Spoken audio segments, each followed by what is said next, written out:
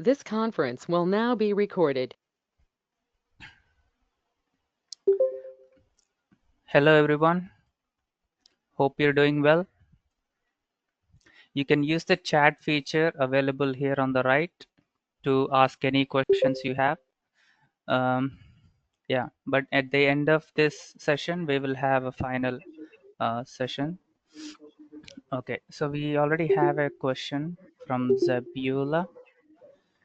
Can you please confirm if even the regular classes will be held at 9 p.m. IST to 10? Yeah, yeah, that's correct.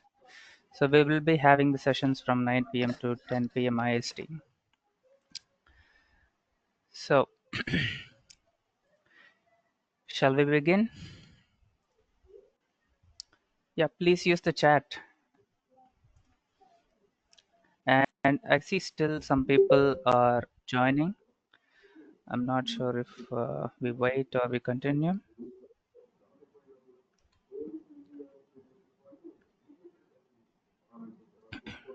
Sound gira, please gira.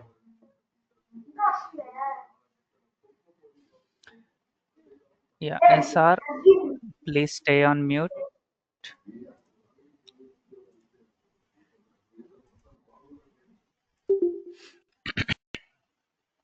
Okay, so we're going to continue.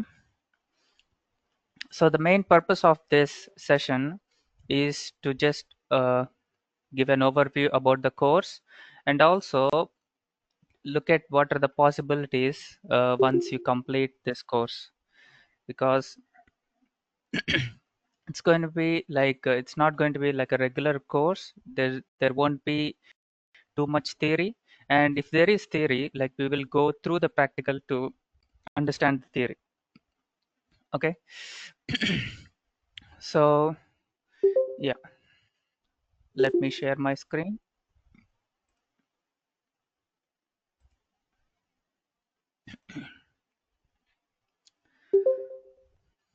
Please confirm me if you're able to see the screen. Yeah, thank you, Zabula.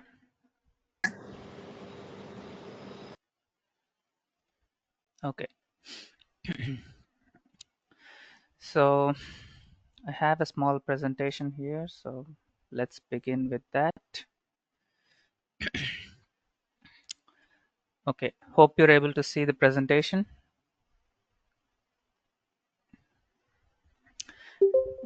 Okay, Yes, we can.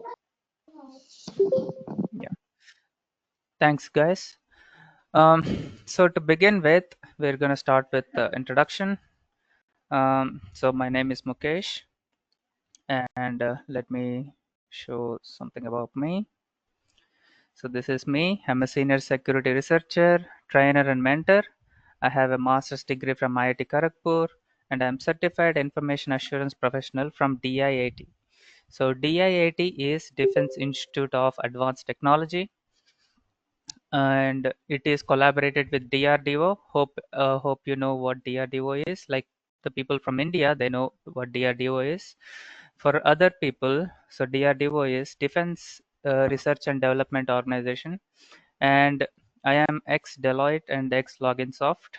So that's about me. And we have done a lot of workshops across India. So this is just few of the workshops that we're showcasing here. So this is from KLE University, which is at Hubli, and this is Malnad College of Engineering, which is located at Hassan. So all these are really good students. And this is Sesi Institute of Technology and Engineering, which is located at Tadepalli. And this is NBKR College of Engineering, which is at Vidyanagar. So many things, so many workshops are there. So just a couple of these things I've just shown. And we have also done workshops at corporations as well. Um, so yeah, I would like the session to be as much interactive as possible. Please use your chat feature. So I will be asking some questions. So yeah, okay. So yeah, what is cybersecurity? So without this, we cannot understand rest of the story. So what is cybersecurity? Just I'll give you 30 seconds.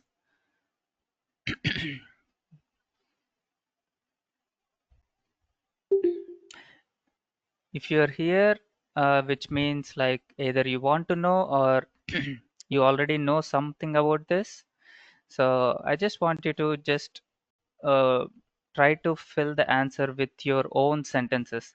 So there is no negative marks in this session. So just please feel free to fill the chat room, and no one here is going to judge you or anything. So just we all are here to learn, right? So yeah, what is cybersecurity? One person says protecting data online. Yes, that's right. Anybody else?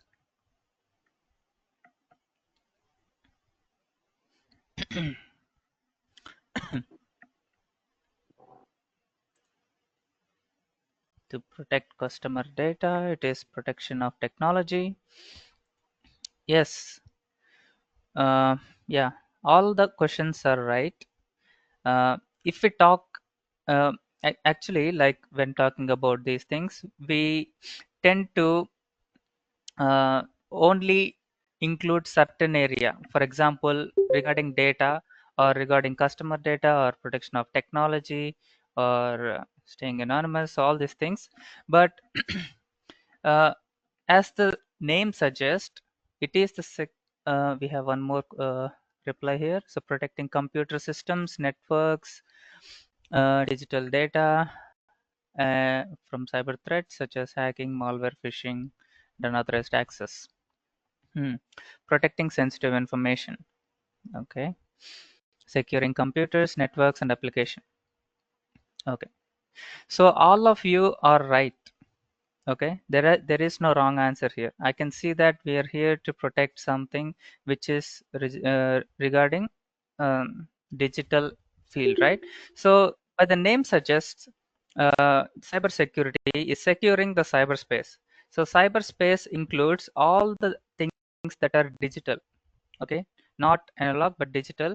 That includes even your printers, your laptops, your routers, or your whatever that you can think of, even the projectors as well, the projector which you see in your classroom, right? So all these things which are connected through internet can be hacked, so they need to be secure. Okay, so let's see the general definition.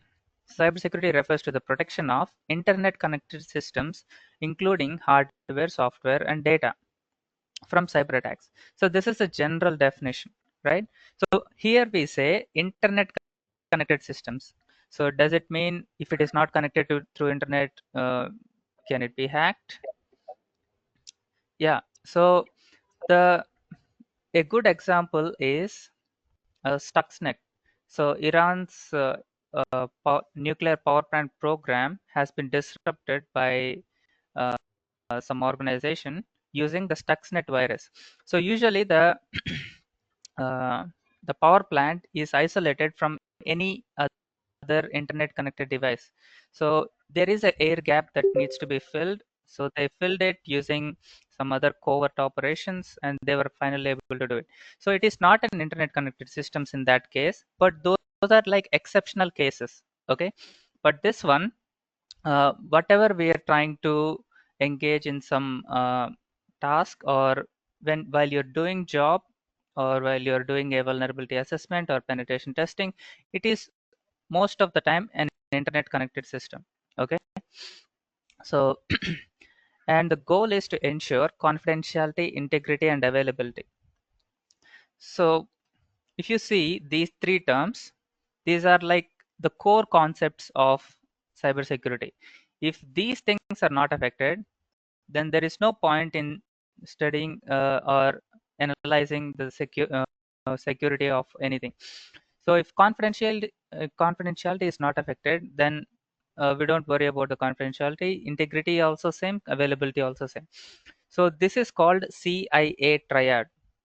Okay, so one of these has to be affected for that particular vulnerability or exploit, or else no matter how easy the vulnerability or exploit is, no matter how easy uh, it is or whatever, so it doesn't matter how big that vulnerability is if these things are not affected.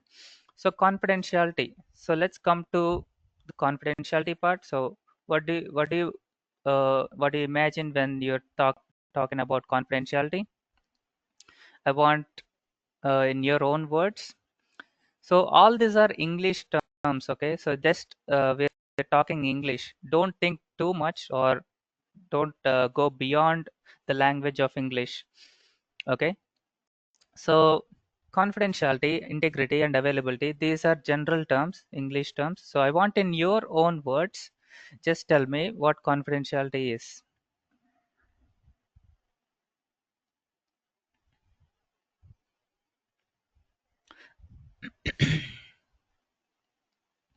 Please use the chat feature.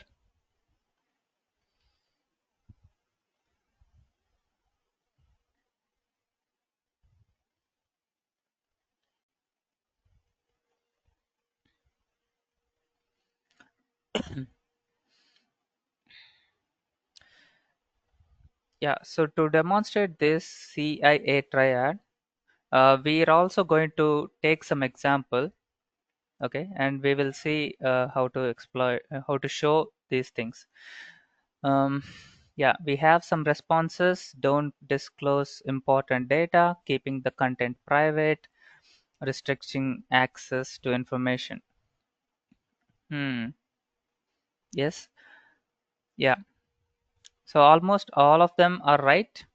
Basically, if we are keeping something confidentiality, which that means we want to keep something secret.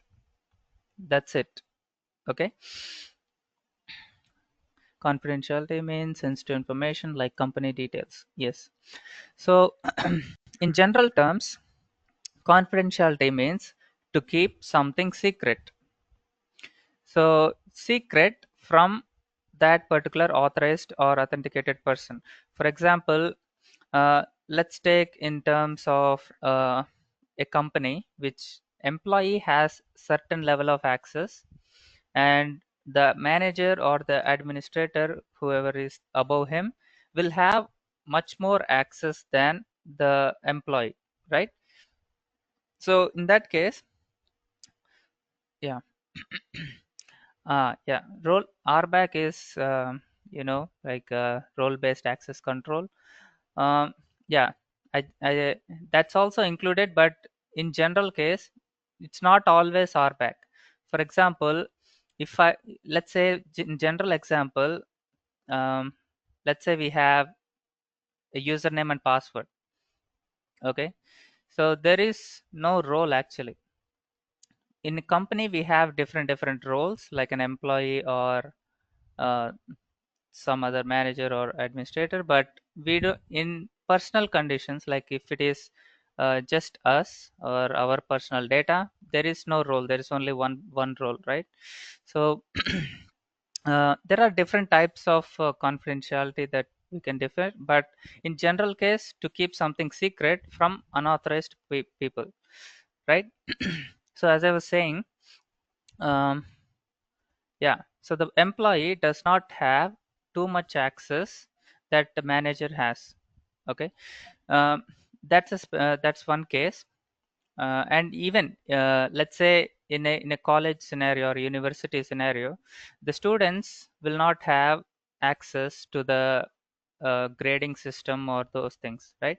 So those things are kept secret from the students until it is released, right? So in that case, we keep something confidential. So basically, to keep something secret, once it is time for them to reveal the data, then they will reveal the data. Until then, it should be kept constant. Even the data breaches, let's say a company has been breached, they will not instantly, you know, just post it online that I have been affected or something. So they will keep certain things confidential because their company should not suffer the reputation problem or anything.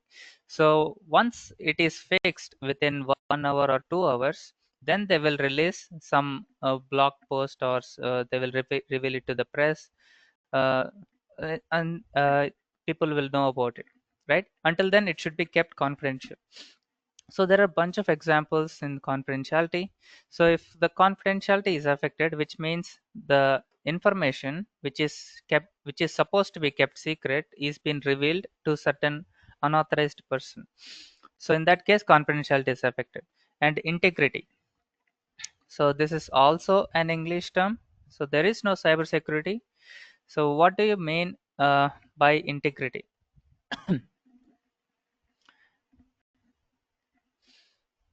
Integrity. And we use general like English, like this person is a person of integrity, or yeah, something like that, right? We do use some quotes like that. So what do you, in your own words, you can tell me what integrity is.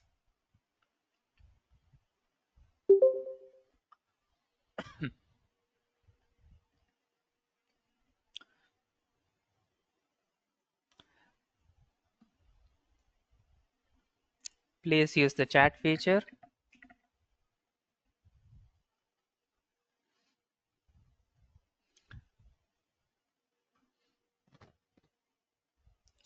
Okay, doing the right thing in a reliable way. Integrity is to ensure the data is intact and not altered. Okay, joint module. Yes. So it is to ensure that data is intact and not altered. So yeah, that's the answer I was looking for. And we have one more answer that says integrity means to be honest as per assigned task and ensure data is not stolen. Yeah. So integrity means generally, for example, in general case, we say that this person is a person of integrity, which means like no matter the situation, whether it is in favor of him or against him, the personality of that person does not change no matter what, right? So his or her integrity is preserved in that case. So when it comes to data, so the data or the file must not add some data, or must not delete some data from it. So the integrity of that file or that data has to be preserved in that case. So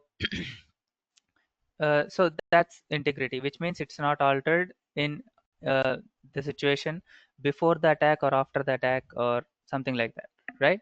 And availability. Yeah, so this is also an interesting one. So why why is this just being not available of something is a huge problem? So just think about it. What is availability in this case? So generally, like your friend is available to you in certain cases, right? So you can call your friend at any time you want, but let's say sometimes he's not available. So what's going on in those cases? I just want that answer which says like what is keeping that person not available in certain cases? Let's say your friend.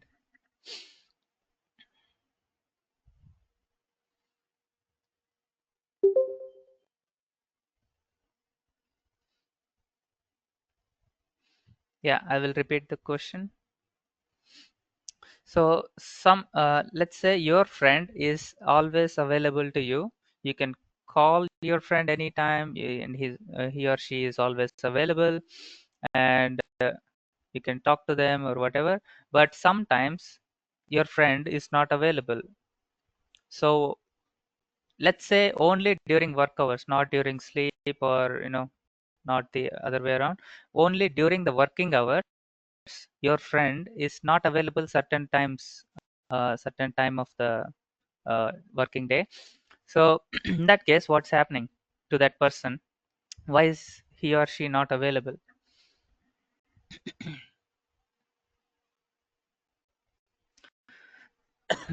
Yeah, so he or she might be busy. That's right. So what can be the possibilities that keeps he or she busy?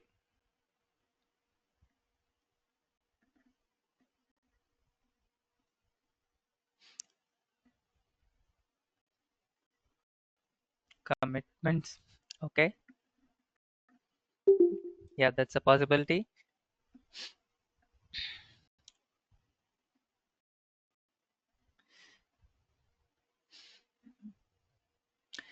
Yeah. So yeah, generally, like if he or she is not available, which means someone else is keeping him busy, or his time is occupied with some other things, right? So even if someone, uh, if even if he's busy with his work, sometimes he might be available, but if there is a deadline or something like that, he has to do that work. His focus and attention has to be completely on that task. In that case, he is not available. And let's say he is completely available, but other people are keeping this person busy so that he or she is not available to you. Okay. So in that case, like if we keep that person busy, he's not available. Let's say it come to cyber security. If a website is always available to you, then there's no problem. But if that web application or website is not available to you, uh, which means when you try to search google.com and it throws some error like website is currently unavailable, which means it is kept busy. Okay, or some kind of denial of service attacks is being held. Okay, so that's the main thing, like which means it's always kept busy so that it is not available to other users. So that's the thing. And just think about these things, because if these three are not affected, then there's no point in dealing with cybersecurity. Okay, so there are some techniques to calculate these things for every vulnerability, and based on that, they will record whether it is a low vulnerability or medium vulnerability or high vulnerability or even critical vulnerability. So yeah, we will see all that. And the key areas are network security, application security, information security, and disaster recovery. And we understand that network security happens inside a network, right? But network means uh, connected internet connected systems, or even a small network which is a local area network, right? So the network has to be secure in that case. And application security means, you can take the example of a website. So the website has to be secure, right? And information security, the data inside the website, which is like username, password, or something, so that needs to be secure. And disaster recovery comes something like, let's say some incident happened on that server or that company, and their data has been either encrypted because of ransomware, their data has been stolen, their data or the servers has been crashed or shut down. For all these are disasters, and how to recover from that. So all this will be dealt with disaster recovery. And let's see.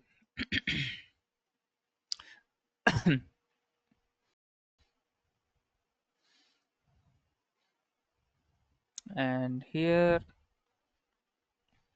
there are two roles in cybersecurity. One is defensive security, and next is offensive security. So defensive security comes with the practices and strategies used to defend against cyber attacks to prevent unauthorized access, which is basically they were protecting the company from the inside. Okay, just like how the security people will do, uh, just like how the physical security has been done, right? So they will see all the incoming traffic that goes through the servers, and they will be shown in their firewalls or encryption through the encryption. Like if they are using encryption, it is difficult to find. But if they're not using encryption, it is easy to find. So we have antivirus solution, IDS, and IPS. So detection systems just detect, but they don't do anything about that virus or those malware. But prevention systems, they will detect those signatures and also prevent them. So that's the only difference between them. And firewall will keep certain rules, like inbound rules and outbound rules, and because of that, uh, the malicious traffic will be stopped. Okay. And general job roles are security analysts and network security engineers. And the other part of security is offensive security. So offensive security is a proactive measure. Proactive means they will do it before some incident happens. So what is that incident? It is like to find vulnerability and exploit weaknesses before cyber criminals do.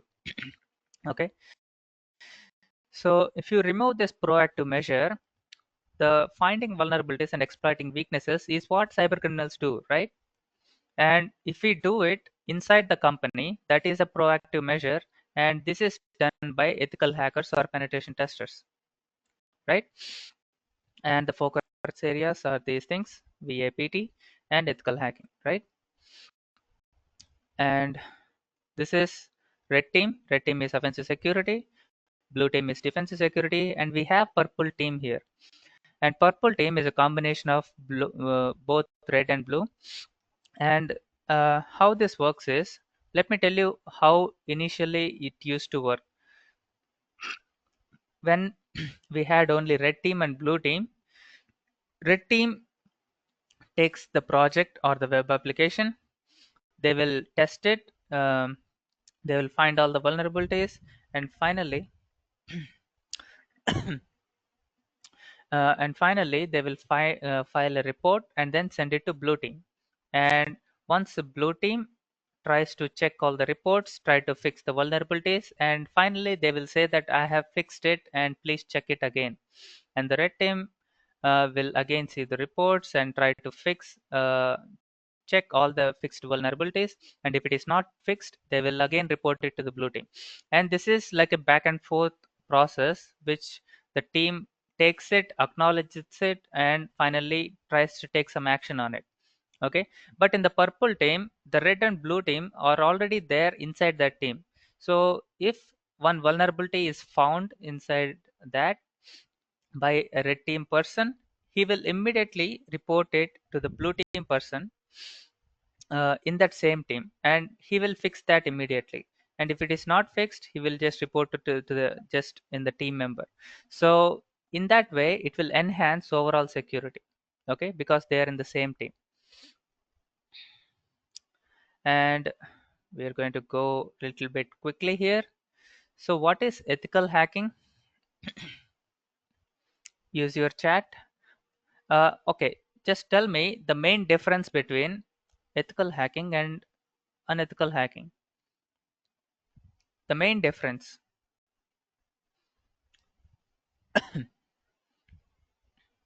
Because if you remove that, ethical hacking and unethical hacking both are same. Okay, so what is that thing that separates ethical hacking from unethical hacking? White hat and black hat. Yeah. Yeah, like people will wear hats, but that's not the case here. That's just like a role that is given, or the name that is given for white hat and black hat. But what do they do actually? How are they differentiated from white hat and black hat? What is the distinction? And we have some more answers. To find open security pores in is ethical. Okay. Ethical hacking is checking for vulnerabilities with the knowledge of the organization without malicious intent. Okay, pretty good. Hacking to find and fix security vulnerabilities, legal and illegal. Okay, right. Yes, it is both legal and illegal. So how the way we define the legality and illegality is this, the authorized practice. Yeah, unauthorized and illegal activities while ethical legal within legal boundaries. Yeah. Yeah. Today's session, like all of you guys are really interacting with the session. That's really awesome. And your answers are pretty close to what I expect, and you're doing a great job actually. So let's continue. And here we have the authorized practice. Okay. So authorized practice means they will take authorization means having access. Okay. Having access, like uh, having access to certain application or certain data before doing that. So authorization means generally taking permission to do something. So it is authorized practice of, if you remove this authorized practice, let's see what happens. Bypassing system security and identify potential data breaches and threats in network. So if you remove this authorized practice, what's happening? It is what hackers do, right? Unethical hackers. But if you join this authorized practice, it is ethical hacking. Okay. So that's the main difference between both these guys.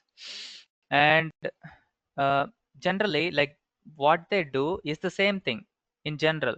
But if you take permission, that's ethical. And if you don't take permission, do it anyway, then it's unethical. Okay. So let's continue. VAPT. Um, yeah, the vulnerability assessment is generally trying to review the application uh, that has some weaknesses. So they will not exploit these weaknesses. Okay, so that's the main thing. So this is vulnerability assessment, which they will just try to scan and they will try to enumerate all the necessary vulnerabilities. But the penetration test is the place where they will simulate a cyber attack, which means the vulnerabilities that are listed here will be exploited here. And once they exploit, they will tell the company that this is the impact that is happening to the company because of this vulnerability, and they will mention for each vulnerability what is the impact. Okay, so that's the role of these two things, and the purpose is to do these things, like to find, exploit, and fix vulnerabilities before the attacker does. And this is where we generally apply this VAPT. Web applications are websites, network security, as I said, within the network, and servers and databases, APIs and mobile application, wireless networks, IoT devices, cloud platforms. And the interesting thing about cloud platforms is, like we have AWS, we have Google Cloud, we have Azure, all these things, right? And you need to remember that these are billion-dollar companies, right? Not million, billion-dollar companies.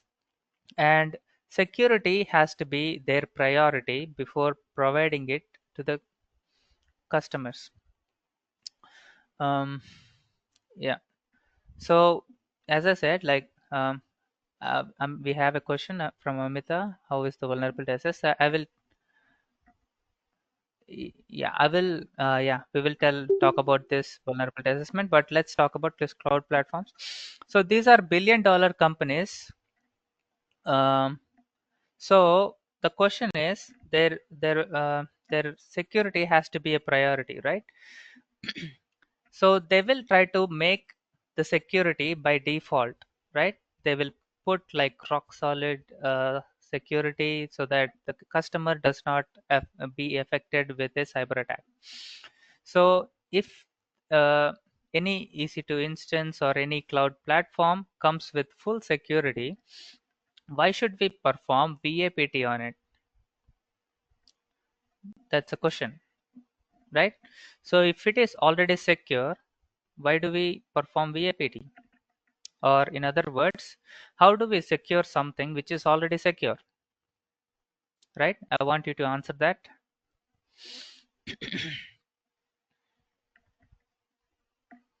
And just to remind you, we do have cloud security, right? That's a separate field, but we do have it, right? So just a question to you. Just try to understand, how do we secure something which is already secure? Try to answer that. Yeah. So I will answer this Amita's question. How is the vulnerability assessed? So generally, we use reconnaissance. So reconnaissance means we don't actually attack on the system. We will just see what is inside the application, what are the plugins that are used, what are the modules that are used or libraries, and we try to find out uh, just by uh, seeing that. We don't inject any payload to exploit it, but we just see what we can see from the outside. And we also use some scanners, like for example, uh, we can check subdomains. For example, we can use sublister to list subdomains. We can and from that we can try to find some data, and we can also use some directories. For example, Google. What would be a best example? Okay, let's say amazon.com/user/something. So that's a directory. We don't know, right? But if we use some scanners like Dirbuster or something, we can try to find out those things. And while going through those pages, we might find some vulnerability, and we won't exploit in that condition, but we just assess it, right? So in those ways, like just a general, like even through the proxy, like if you're using burp suite and those things, we will still have um, some of the vulnerabilities that are inside the headers or response headers or the request headers. We can try to find out some things over there, right? So all these ways, including cookies. So there are a bunch of ways to find out vulnerabilities, and yeah, that's how we do it. Okay, so just coming back to cloud platform, I don't see any response. So this is because you are confused, right? So how can we secure something which is already secure? So the main thing is, generally, like we take the cloud platform, or let's say the administrator takes the cloud platform, it makes the servers out of it, and based on his requirement, he might change some configuration out of it or install some softwares which are vulnerable. So in those cases, we need to perform VAPT to protect those cloud platforms, right? Basically misconfigurations or outdated softwares, right? Yeah, let's continue. Okay, so I'm not going to go too much about this. This is just a hacking lab. It creates a controlled environment. Basically, we use VM virtual machines, and we basically use Kali Linux. And I have a modified version of Kali Linux which I will show. Um, and these are the PC requirements. Like everyone might have these things because we are living in 2025.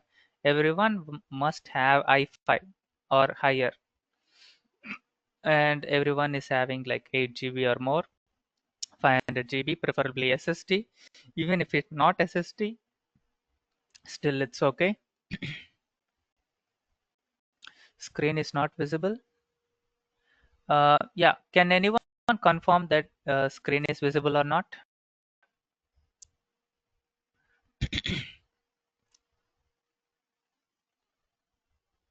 Okay, I see some responses which say it is visible. Yeah, Hemant, can you please connect back again? Yeah, I see so many, everyone else. Okay, yeah. It's probably because of the network issue, but yeah, it's okay. Um, yeah, I'm going to just give some basic overview of hypervisor. And in type 1 hypervisor, basically these are virtual machines. Okay, so there are two types of virtual machines which are like type 1 hypervisor, we call it, and type 2 hypervisor. And type 1 is used by cloud systems. So basically they have hardware, and over that they have a type 1 hypervisor software, and over that they have virtual machine 1 and virtual machine 2. For example, let's say I have an AWS account and I'm asking for 2 CPU, 4 GB RAM and 20 GB hard disk, and it's going to generate this virtual machine for me.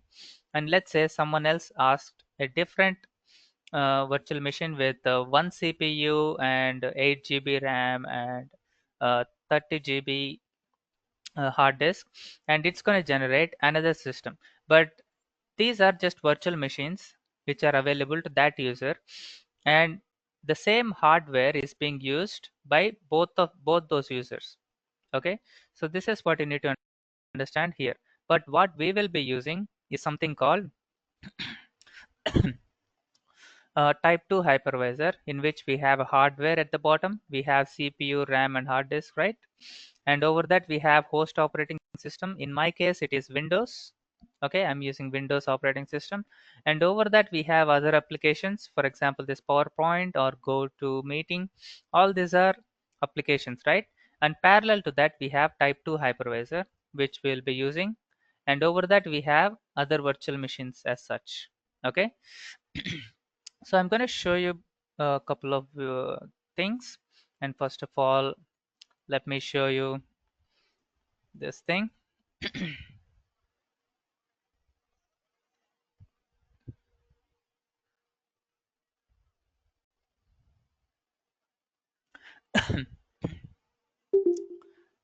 Okay, yeah. So here I have this thing, Kali Linux. Everybody know Kali Linux, right? It is basically a Linux operating system used for ethical hacking or penetration testing. So this is what we created.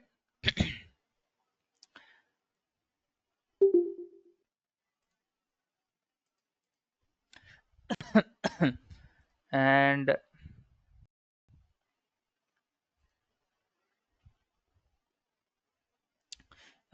yeah, if you see these things, these are basically the same softwares which you will be seeing in Kali Linux, but those are not like exhaustive list. But what we created it, we took a basic operating system and we generated only we try to install only the softwares which are necessary. And if you see your own Kali Linux, you will have lots of other softwares as well, but we don't have all those softwares. We have limited number of softwares that are here, which will increase the performance of the system, right? And here we also have some professional tools that we can use, and all will be given directly to you, so you don't have to worry about installing any more softwares in your uh, things. Okay. And yeah, so we'll just discuss about those things later, but let me show you a couple of videos.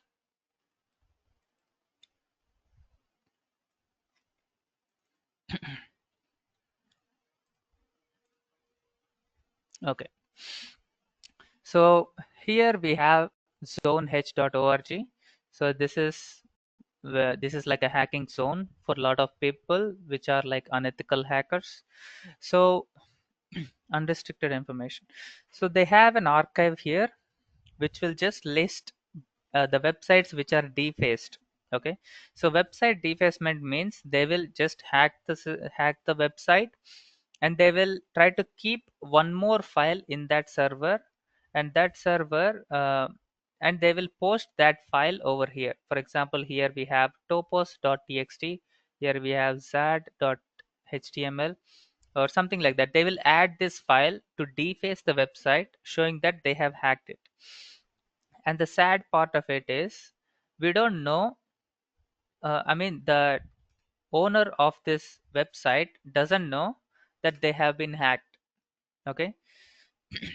So if they know that they have been hacked, what will they do? They will take down the servers temporarily, they will remove the malware, and they will try to uh, fix those things, right? And because they don't know, they will keep it alive, which means like it will be operational. For example, here you can see your security got killed, only one try or something.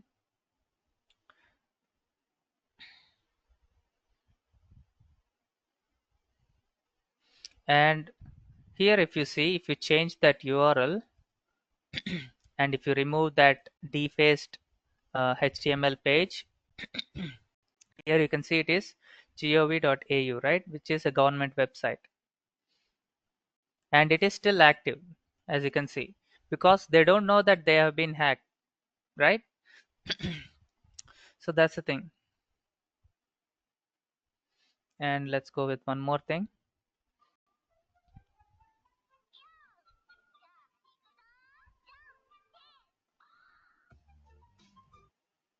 So something like this, like they will inject all these things and they'll deface the website. So yeah, it's pretty wild out there. And this was long ago. Uh, this is a website called Flipkart. It is available in India. So what we did is, we usually we enter email or the mobile number to log into this platform. So if I register in this website, only me and the Flipkart should know my user ID and my password.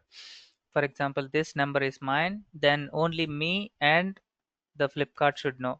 If anybody else knows, then that's a vulnerability. And similarly, like this, they can also enumerate other users' mobile numbers.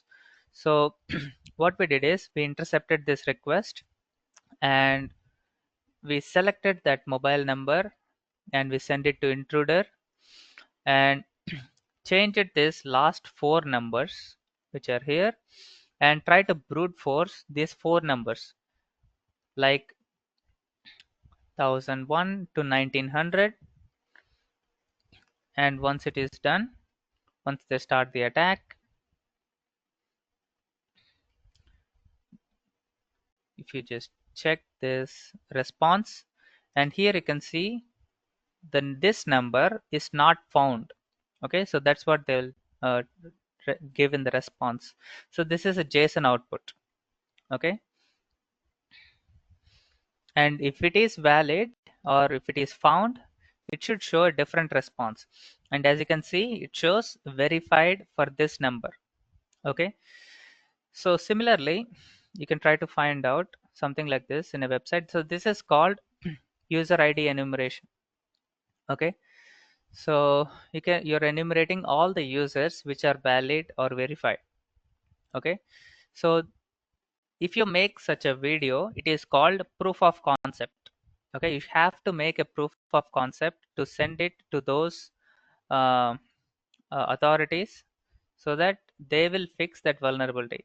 And if they like it, then they will also give you some bounties for that, right? And this is one of the websites. So yeah, so when I was in DIAT, so this is what I did.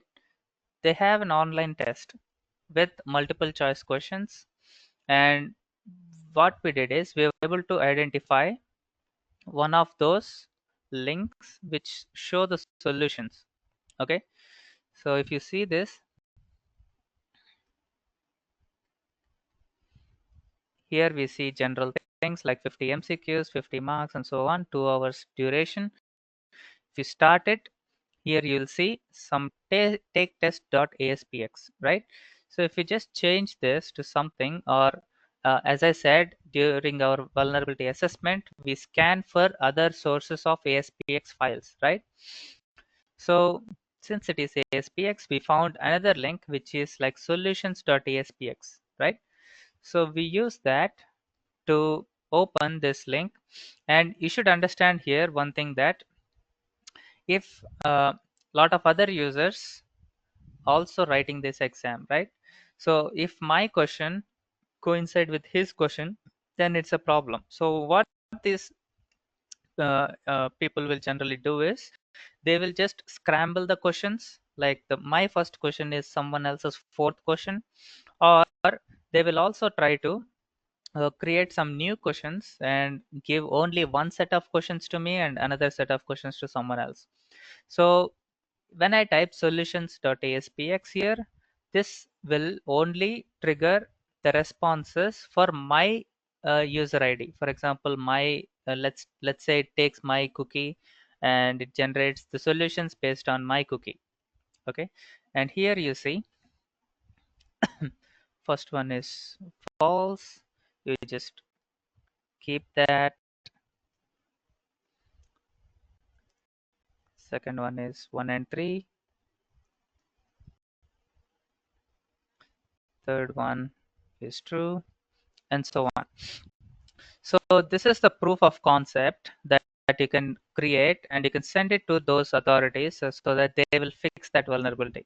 Okay, so whether it is ethical or unethical, it, you should understand what is possible. Okay, you should have this mindset of a hacker so that you have the curiosity to explore which is not beyond your scope. Okay, right? So once the test is done, so what do you do generally? You wait for the results, right? So we did not wait for the results. So this is what we did. So here the exam is there, and here you see just this website, right? And here you see it is the learner's dashboard, right? If you see diet LMS learner, right? And here we have this thing called certificate. And I was just browsing through this and found that this certificate will be given to us once we qualify the test, right? But we did not get the results yet. And here this certificate thing is given by this href tag, and below that we have some other list tag. If you know HTML, you will understand what I'm talking about. Here basically we have some sort of list, and one of them is hidden. And if I just zoom in on that, here I have list class equals to hide. So something is being hidden in this area. So what I did, I just changed it to show, and a new functionality just popped up over here, right? And this changes once I click this learner will change to admin. Just see this, right? It changed to admin. And if you see, this is how we were able to know these things, right? So yeah, think about all the possibilities. When you're testing a web application, you should just think about all the possibilities that you uh, available, right? And these are the training topics that we'll discuss, and these are in the website also. And here if you see the website, here we have introduction to hacking. So first of all, I will talk about how to take notes. Okay, tomorrow we'll discuss about this. And here we have already discussed these things and the hacker mindset. So you always need to understand what certain functionality can do. Okay, so that's let's say this functionality is supposed to do this. This is what developer thinks. Okay, you should think in a certain way that what else can it do. Okay, you just poke around and give some values which it does not accept, and it should crash, and it should throw us some errors, some information, some all these things. Okay, so we will discuss detail about this hacker mindset tomorrow. And here we have uh, Linux and networking, and here we have web security assessment, server-side web security assessment. Here we will talk about pursuit, and here we have request and response, and lots of labs are there. And here we have SQL injection, no SQL injection, authentication bypass, path traversal, command injection, server-side, and as you can see, all of them have included lab activity. Okay. Yeah, I think Kali Linux is there, but if it is not there, we'll see some alternative. Yeah, so I was just answering to someone in the chat. Okay, and these are happening in the server side. Okay, so many vulnerabilities that we are going to work on, and these are the client side vulnerabilities where we have cross-site scripting attacks and cross-site request forgery and WebSockets. So if you don't know what WebSockets is, these are like let's say we have HTTP and HTTPS, right? So HTTP is insecure version, HTTPS is secured version, right? And there is one more version, like the next level of HTTPS, which is like a WebSocket. So it is a different technology, but what we will use it for is basically like a live chat. For example, here you have this link, but this is not a live chat feature. In those live chat features, we generally use WebSockets. Okay, and here we have network pen testing. We will see different technologies like how to isolate different vulnerable server, and how to use VPN and connect to remote servers, and how to boot to root CTFs, couple of CTFs, taking full access of that servers. And here we are also going to hack AI. So it is not hacking with AI, we are going to directly hack the AI itself. And we are going to learn advanced prompt injection techniques. Okay, and we are going to make AI reveal sensitive information. Okay, we also have a lab for that. And this is the most important out of all of them.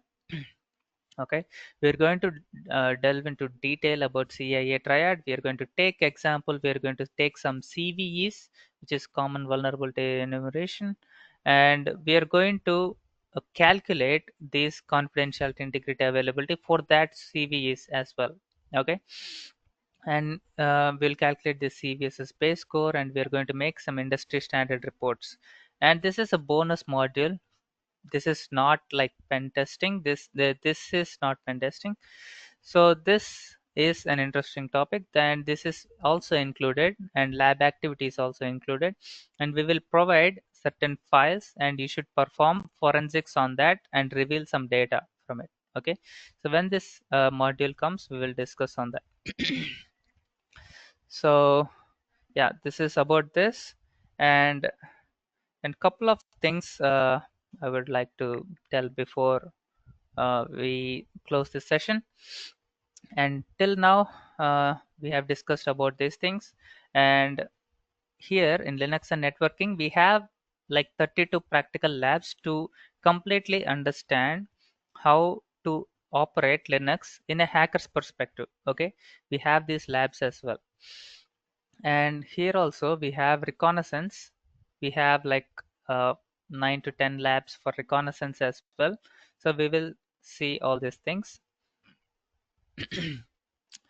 And before we uh, close this session, couple of things. I hope you enjoyed so far. So if you enjoyed, just uh, put it in the chat. And this is just theory, like we didn't even touch the surface. Okay, once we go to the practicals, there will be so many practicals, like we'll cover so many labs, and we'll have so much fun. So use the chat feature to just yeah, tell me how it felt. And um, yeah, from tomorrow onwards, regular sessions will start. Anyone who is interested, please process the payment and contact uh, the admins or whoever is there in the group, in the WhatsApp group, and they will guide you. Okay. Yeah. So that's the thing. Like once we from tomorrow regularly, like I think it's Monday to Friday. So once we finish Friday, we'll again come to Monday, right? So yeah, and yeah, that's it. We'll start, uh, and the first couple of sessions we will do with normal Kali Linux. So go to kali.org. Okay, let me see Kali. Okay, kali.org. Okay. Uh, so yeah, once you here, click on download and click on this virtual machines. So based on your virtual machine, like the software which you're using, if you're using VirtualBox, go for this. If you're using VMware, go for this. And download, and we'll start hacking from tomorrow. And after a couple of sessions, we will use the operating system which I have given. I will give that link personally. Yep, setup doc for Mac. It should be here. Yeah. Yeah, in the group chat, we'll just give you the setup this for doc, like docs for Mac. Um, yeah. Any other questions? Coverage wise, what are the core areas? Yeah, we'll be discussing about web and API. Hemant, we'll be discussing about web and API databases. Yes, because there is, if you see here, we have reconnaissance, right? Yeah, SQL injection, no SQL injection, authentication bypass, path traversal, command injection, server-side request forgery, all these things. And these are a couple of new topics which no one discusses outside.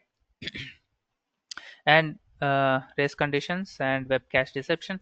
And this one, basically we are dealing with money.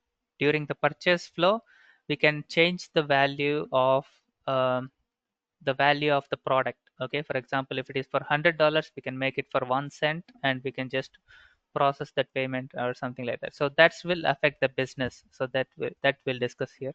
So all these things are there. Yeah, the prerequisites. Yeah, 1 second. Yeah, the duration of course is 40 hours as listed here. Okay, so 40 hours of content is there. Yeah, you can just think of 40 sessions, or yeah, this is the maximum, but based on the speed of the group, we will adjust this accordingly. And prerequisite, yeah, there is no prerequisite. Like once you are able to install the software, that should be enough. That's a prerequisite. And rest everything I will discuss. Starting from Linux, basic commands I'll be able to tell. Yeah, basic commands for Linux, like how to navigate, how to use files, how to manipulate the data inside it, how to install software, how to remove software. All these things we will discuss when we are talking about Linux. Okay, right here. We'll create this, we'll use this, Linux for hackers, fundamental commands, right? Networking, we'll also discuss networking, and then we will go to labs. Once you finish labs, you'll be like an intermediate user for Linux. You'll be able to freely roam with Linux, right? So yeah, that's it. Yeah, just try to install the software. If you're using VirtualBox, it is a free version. So VirtualBox, just go to downloads, and here you have Mac OS and Intel. And for Mac users, they can go to this Mac and download this. Once they download this, they can download this VirtualBox thing. This will download the Kali Linux for VirtualBox and install it in their softwares. Okay, I think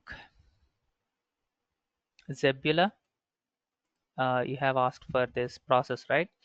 So go to virtualbox.org, go to downloads, go to Mac OS, Apple Silicon host, and then also download this, extract it, and you can run that vbox file.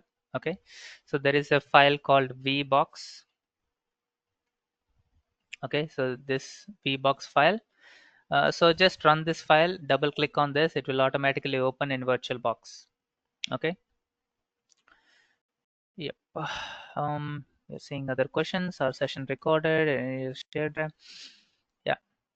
um, I'm not sure if all the sessions are recorded, but if we make the sessions recorded, that will mm, not. I'm not sure what will be the case, but we'll discuss with the management, and try to provide you with more information as possible, but it's better we try to do it in the live sessions itself.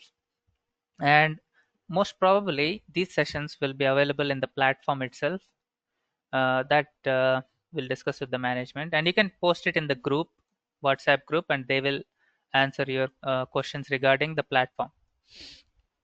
um, yeah, do we need Linux? Yes, we need Linux, but that's not a prerequisite. Just able to install the software is the prerequisite. I will be able to tell you how to use Linux, how to understand Linux, how to type some basic commands, how to install software, remove software inside the Linux. Yeah, you don't need any development or coding knowledge. You just need, like on the fly, we will tell you what to do. For example, let's say this Kali Linux, I can just go to view source and try to understand what is here. Aref is for links. This is, all of these are links. So yeah, I think I better check with a different source.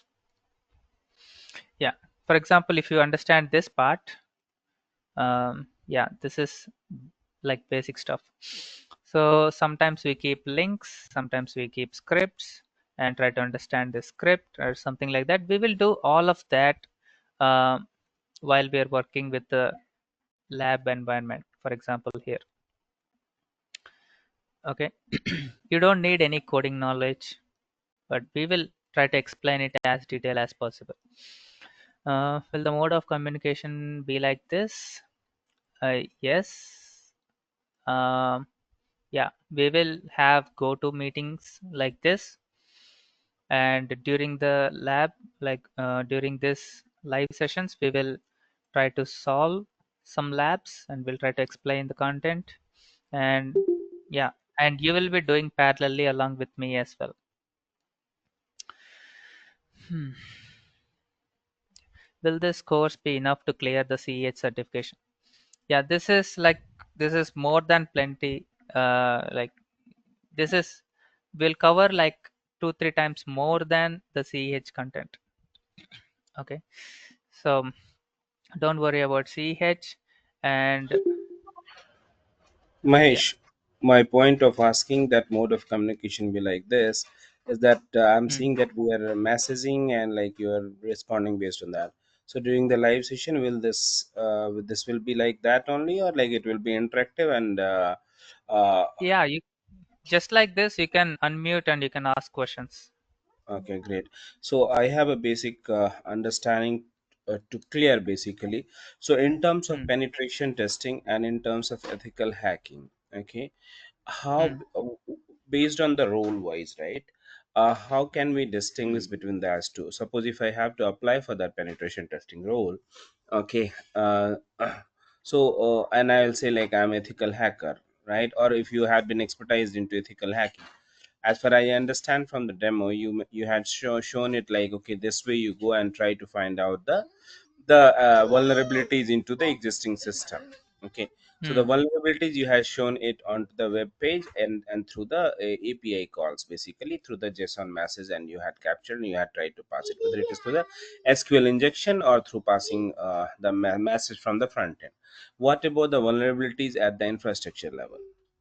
So two questions I had. One thing is the difference of like ethical to penetration testing, and from the job perspective, and the second one is infrastructure side penetration testing. Yeah. So yeah, as I said, like while in the topics itself, there is no much difference actually.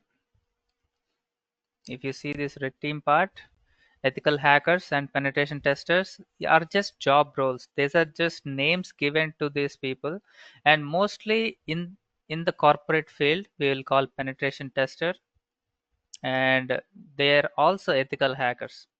There is not much distinction between them. Both do the same thing. Okay, so this is just a name that is given to certain roles. So you can be a penetration tester as a job role, but you are an ethical hacker. Okay, I hope that answers your question. And second part, like infrastructure level. So there are so many things in infrastructure level. For example, as I discussed, cloud security, right? So that comes under infrastructure level, and in those cases you will be trying to find out all the misconfigurations that are available, and even um, like the network penetration testing which we have here. So this will be like completely from, you don't have any access, all you have is that IP address, and you should be able to take out like take complete access of the server. So in those cases, like how will you take the clues and try to scan each thing, and how do you take the clues, and how do you escalate things, or how do you get full access of that server? So that's the like the infrastructure level you can work on.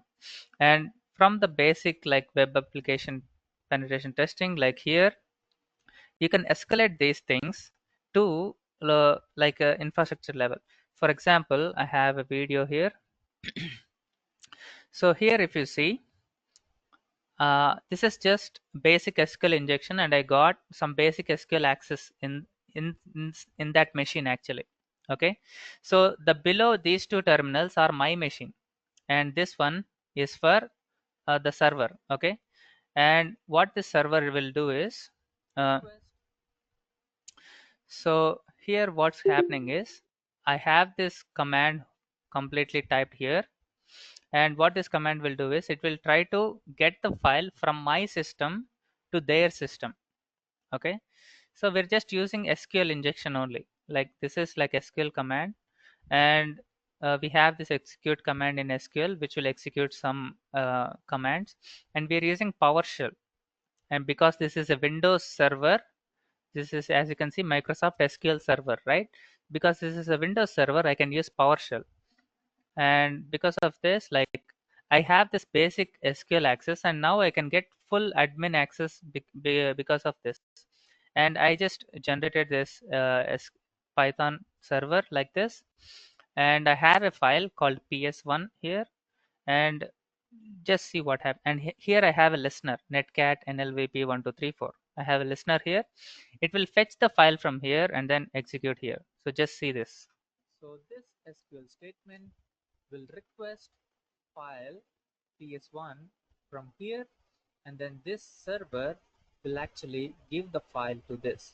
Okay, so this download string will send that string as an expression, and this invoke expression will send it here, and then PowerShell will execute, and then we get a reverse shell right here. Okay, so let's see that in action. So it should work. Let's hit enter, and boom, boom, boom, boom, and we got a shell. And if you just hit enter, you see a PowerShell command line. So if you see system32, which means you're an admin user, right? So like this, you have like infrastructure level, you can So go. all these scenario, because as far I'm understanding, which would not be very appropriate. So for most of the penetration scenarios, some or the other use case you already have it as an example in terms of recording, right? And if we try to do something on our own, that will become unethical. Yeah, Suppose if we try to basically do we will, something, so we should not try that unless you are not in your no, yeah, organization. no, it's not like that. So this is a lab environment. You can do the same thing which I have done here. But if it comes to live application, Mm-hmm. you don't have authorization, right? So as I Hmm. said, like ethical hackers must take the authorized, must follow the authorized practice. Okay, so for example, let's say you take the bug bounty platforms, you have an account there, they will give you an email, and that email, if you're using to do the penetration testing, then it is valid. And once they see their email, they will see that this is some platform is using, for example, bugcrowd. So this user is from bugcrowd, so don't interrupt this person. Or if you're not using that email and you're using something else, you don't have authorization, so they will try to track you and try to do something. So based on the scenario, you should know whether you have appropriate access or not, and uh, that will be a good thing to check first. Yeah, hope I answered your question. Yes, Mahesh. So in general, based on the experience as you grow, usually these scenarios are like where almost like you get to know that most of the these kind of the different scenarios which you have to perform as part of the penetration testing. Yeah, yeah, Okay. yeah. We'll discuss all the different Yeah. scenarios Sure. for each one, and all these scenarios will reflect in the real world applications as well. Yeah, even during the job, you can try to perform these scenarios, and you should be able to crack some lot of vulnerabilities. Yeah. Any other questions? Anyone else?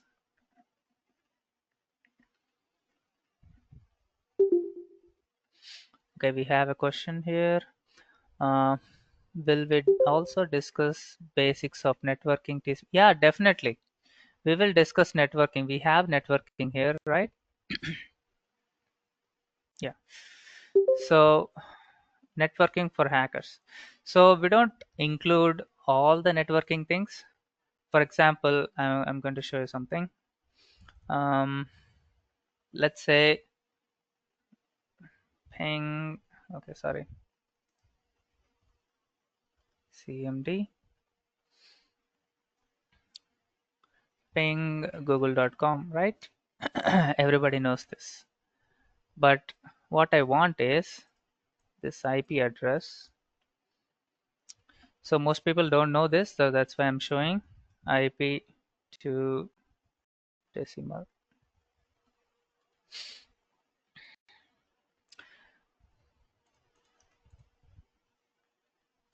So if I use this number, will the Google open? Because this is the google.com, right? So I should get the same page if I use this number. So is it possible? So turns out it is possible uh, if I use HTTP. If I don't use HTTP, it is not possible. So HTTP colon / this, and that would automatically turn it into IP address, and then you'll get this google.com. So things like this, sometimes we have to use that number, and sometimes, for example, we have 127.0.0.7. So this is a local host, right? Sometimes we can only use 127.0, 127.1. Okay, so this is some sort of trick to say that I'm just using the same IP address but in a different format. So all these things we will learn during this networking session. Okay, hope that clear. Zebula, is VAPT in demand? Okay, so let me check VAPT is in demand or not in India. I'm just checking in India. So in India, we have 4,500 job vacancies. So basically, these are 4,500 companies. Okay, 4,500 companies looking for jobs. So hope that's clear, because this is just in India. Maybe if I type something else, I would get a different response. So just look at your own country and you should probably answer your questions. And these are companies, not just the jobs. So at least half of them are beginner level. So you can just take like that. Okay. Is network security testing same as infrastructure testing? Is different? Yeah, it's almost same. Network security means you're trying to go through the network to find devices and uh, try to exploit that infrastructure. So sometimes based on the infrastructure, it differs. For example, if you're working in a some industrial uh, area, for example, like chemical factory or some other power plant or something like that, they have a different infrastructure, they use a different software, and they use some sort of different devices. So in that cases it's different. And network, coming into network security, we implement the network security there to find out what softwares and what devices they are using, and based on that we generate a different exploit for each one. Okay, so in that case those infrastructure and network security are relatable. But coming to infrastructure, like they have different things. For example, I have this thing for Stuxnet. So this is, hope you all know what Stuxnet is. It is the most sophisticated software that is ever built. It has 40 days inside one single software. Okay, so it is targeting only this PLCs, which will affect the pumps inside the industry infrastructure. So yeah, basically it affected this thing. So they want to generate a proof of concept, and what they did is, okay, it's a big, okay, it's just 1 minute.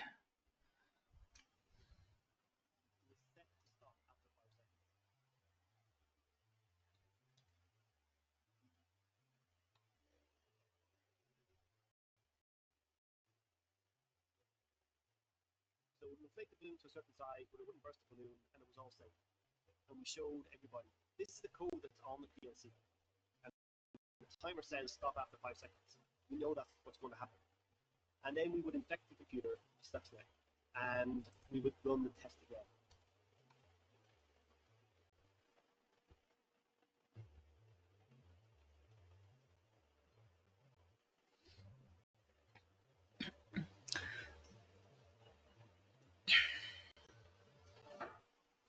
So because of the virus inside that PLC, it operated in a different way. So in that case, like you generate your own exploits and try to work on that. So that will be infrastructure testing.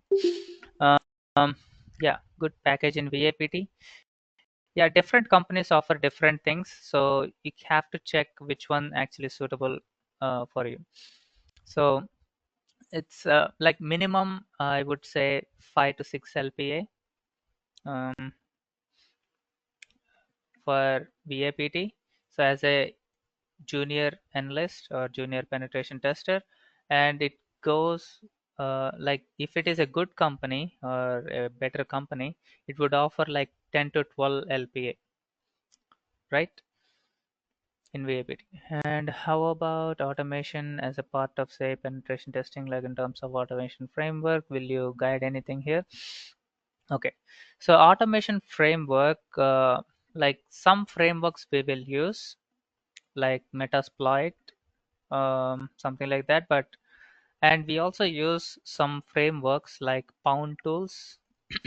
Okay, so it would automatically generate a shell code for us, and we use that shell code in our exploitation. So in that cases, automation is there.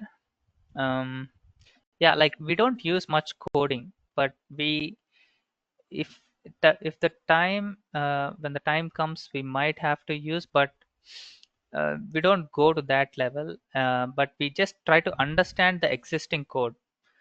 That's the level of knowledge is needed. Okay, I mean, by the end of this you'll get that knowledge. Try to understand the code is what is needed. You don't have to like go and become a software developer to do automation and everything. Just understand the existing code, try to modify it to make it your own tool, and try to exploit the vulnerability in most effective way possible. um, this is mainly from SCD perspective. Okay, okay, hope you're doing STET. Yeah. Yeah, okay. So since yeah, you have that knowledge, then you don't have to worry about anything. Just learning Python is enough, and a little bit of Bash that we'll learn during Linux. Yeah, don't have to worry about those things. Yeah, any other questions, guys?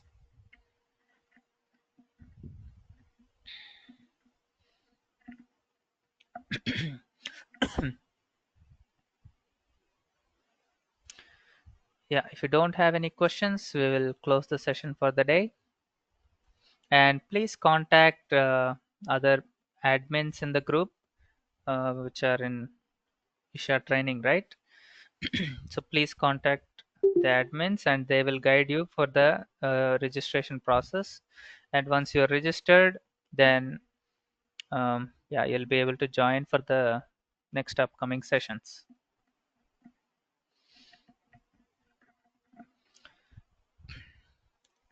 Yeah, I'll give you 30 more seconds. If you have any questions, please ask, or else we'll close the session for the day.